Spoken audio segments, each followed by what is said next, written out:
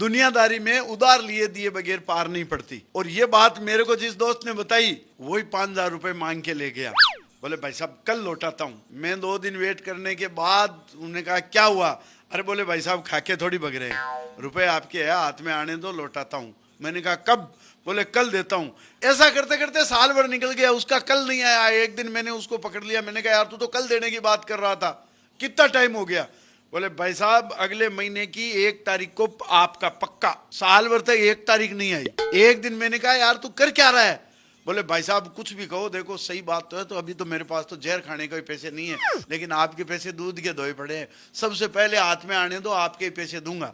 अच्छा ये उधार वाला चक्कर मेरे अकेले के साथ नहीं हुआ है, आप भी भुगतभोगी होंगे।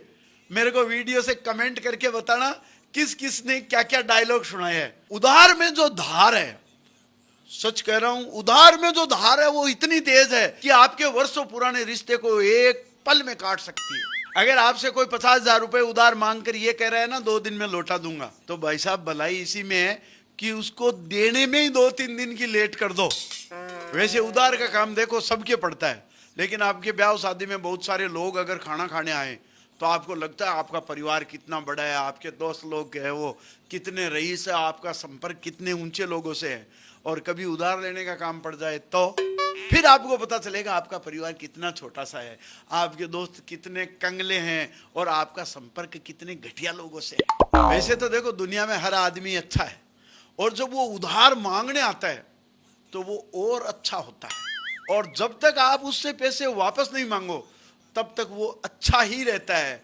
और जब आप उससे वापस अपने उधार दिए हुए रुपए मांगने चले जाओ तब आपको पता चलता है कि वास्तव में वो कितना अच्छा है। एक जापानी, एक चाइनीज और एक इंडियन दोस्त बैठे बातें कर रहे थे, तो वो जापान वाला बोले हमने एक 5 लाख रुपए की घड़ी बनाई है जिसको पहनते ही आदमी गायब हो जाता है, दिखता नहीं है, जैसा आपके मिस्टर इंडिया में वो हीरो गायब हुआ था। तो इतने में चाइना वाला बोला यार हमने तो ऐसा कपड़ा बनाया है 50 लाख रुपए मीटर का है, लेकिन अगर कोई उसको पहन ले तो वो आदमी दिखता नहीं है, गायब हो जाता है, अदृश्य हो जाता है। इंडिया वाला बोले यार इससे सस्ती टेक्निक तो हमारे इंडिया में वर्षों से पहले मौजूद है। बोले तुम्हारे इंडिया में क्या ऐसी टेक्निक है? अरे बोले आप किसी को 20,000 रुपए उधार दे दो 2 महीने के लिए, अगला 6 महीने तक अगर दिख जाए तो मेरे को कह देना। जापानी बोला हम जापानी लोग टाइम के इतने पंचुअल कि ऑफिस टाइम से 2 घंटे पहले पहुंच जाते हैं। चाइनीज बोला हम भी कम नहीं है, हमारा देश भी इसीलिए आगे है, हम चाइनीज लोग ऑफिस टाइम में कभी 1 घंटे भी लेट नहीं होते। इंडिया वाले बोले यार हम तुमसे बहुत एडवांस है, हमारी टेक्निक दूसरी है। आप किसी को उधार लेने वाले को 7 बजे का टाइम देके देख लो, अगला बंदा 6:45 पर आपके घर के दरवाजे पर मिलेगा, और 6:59 पर तो आपके घर के दरवाजे की घंटी बजा देगा। इसे कहते हैं टाइम की पंचुअलिटी। और अगर आपको उस उधार वाले से वापस पैसे लेना है तो उसके घर जाएगा, और अगर उसने टाइम 7 बजे का बताया है तो आप भले ही 6:30 बजे उसके घर पहुंच जाओ, आपको पता चलेगा बंदा 6 वाली ट्रेन से तो निकल करके दिल्ली पहुंच गया है। किस किस के घर में क्या प्रॉब्लम चल रही है, अगर इसकी सटीक जानकारी चाहिए, 100% सही जानकारी, तो आप बंदे को बोतल लेके साथ में बैठो। और सारी प्रॉब्लम जाननी है, 101% से 500 गुना ज्यादा प्रॉब्लम जाननी है, तो भाई साहब उसको 1,500 रुपए उधार देके देखो। किसी आदमी की मौत पर घर वालों से ज्यादा दुख तो उस आदमी को होता है जिसने उधार रुपए दे रखे हैं, और दुश्मन से ज्यादा खुशी उस आदमी को होती है जिसने मरने वाले से रुपए उधार ले रखे।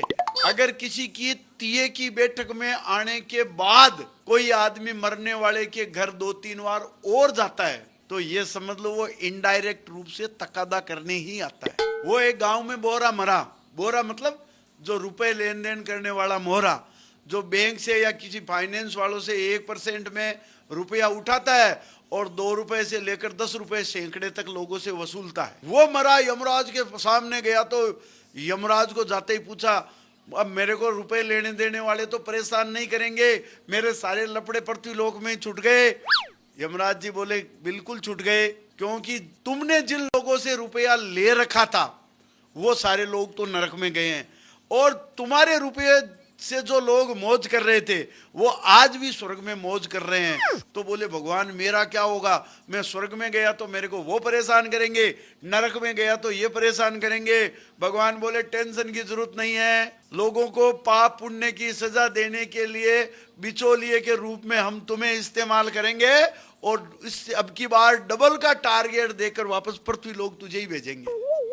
अपनी सरकार तो किसानों के 50,000 रुपए लोन तो इसलिए माफ कर देती है कि वहां से वसूली के तो पैसे आने नहीं है, और जो वसूली वाले अधिकारी जाते हैं उल्टे उनके जाने पर 50-60 हजार रुपए और खर्च हो जाते हैं। मुझे पता है रुपया हाथ का मेल है, इसलिए मैंने आज तक उधार मांगने वाले को मना नहीं किया।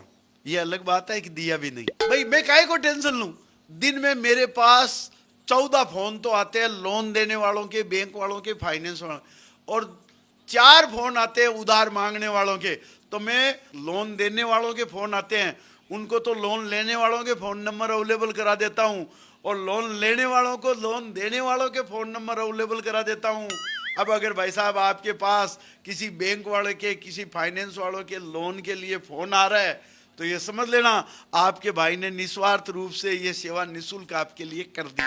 आप किसी घटिया से घटिया बैंक से, किसी ज्यादा से ज्यादा ब्याज लेने वाले ब्याजड़िए से पैसे ले लेना, किसी फाइनेंसर से पैसे उधार ले लेना, लेकिन भूल करके भी कभी अपनी लुगाई से 1 रुपया भी उधार मत लेना, क्योंकि जितना रुपया आपने उधार लेने का सोच रखा है, पहली बात तो वो उससे आधा देगी, दूसरी बात हर महीने उतने रुपए जमा कराने के बाद भी साल भर बाद उतना बकाया रखेगी जितना आपने लेने का सोच रखा था, और साल भर ये डायलॉग भी सुनाएगी मेरे पैसे खा गए, पियर वालों को भी कहेगी मेरे पैसे खा गए, सहेलियों को भी कहेगी मैंने पैसे उनको दे दिए। और इससे मजे की बात तो यह है कि वो रुपया भी आपके जेब से ही पार किया हुआ होता है। हमारे ऋषि चारवाक ने एक सिद्धांत दिया था उधार का, वो हमारे महान ऋषि चारवाक ने सिद्धांत दिया, जब तक जियो सुख से जियो, उधार लेकर के घी पियो।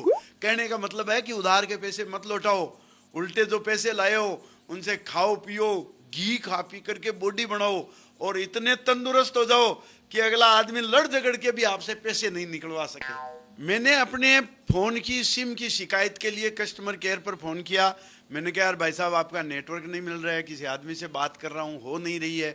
उसने सारा चेक किया, उसके भी समझ में नहीं आया, उसने सीनियर से बात कराई, मैंने उसको प्रॉब्लम बताई। मैंने कहा भाई साहब इन नंबरों पर मैं फोन कर रहा हूँ और वहाँ आपका नेटवर्क नहीं मिल रहा है। सीनियर वास्तव में सीनियर था, उसने कहा भाई साहब आपने पैसे उधार दे रखे है क्या? मैंने कहा हाँ। बोले भाई साहब उधार ये तक तो हमारा नेटवर्क भी नहीं जा सकता, माफ करना। कहते हैं अय निज परो गणना लघु चेत साम उधार चरिताना तू वसुदेव कुटुंबकम। तो इसका अर्थ सरल बताते हैं हम, ये तेरा है ये मेरा है, ये ओछी बुद्धि के लोग सोचते हैं। उधार चरिताना तू वसुदेव कुटुंबकम, यानी उधार मांगने वालों के लिए तो ये पूरी दुनिया ही परिवार है और यही अपना धर्म है। और जब पूरी दुनिया अपना परिवार है तो फिर किसी से मांगने में क्या शर्म है।